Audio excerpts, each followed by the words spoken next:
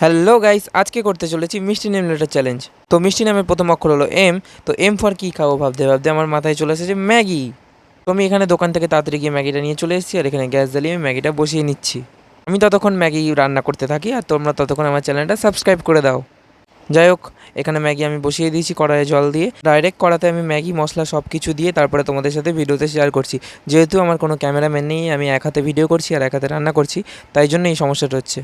ওই দেখো, কথা বলতে বলতে ম্যাগিটা পুড়ে গেল। যাই হোক, ম্যাগিটা আমি থালায় নামিয়ে আমি মিঠুকে আগে দিয়ে দিলাম, কারণ মিঠুকে ছাড়া আমি কোনো কিছু খাই না।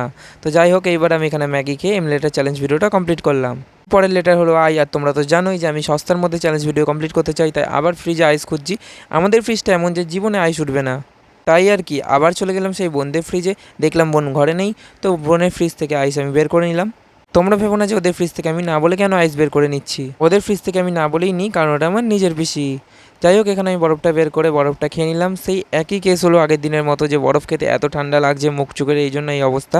যাই হোক, বরফ খেয়ে আমি লেটারটা কমপ্লিট করলাম। এরপরে লেটার এস, তাই এস দিয়ে আমি কী ভাবছি শশা খাবো, কিন্তু শশা আমার খেতে ভালো লাগে না, তাই জন্য দেখছি মা আবার স্প্রাইট এনে রেখেছে, এবার বড় বোতল। তাই জন্য আমি স্প্রাইট খেয়ে এস লেটারটা কমপ্লিট করলাম।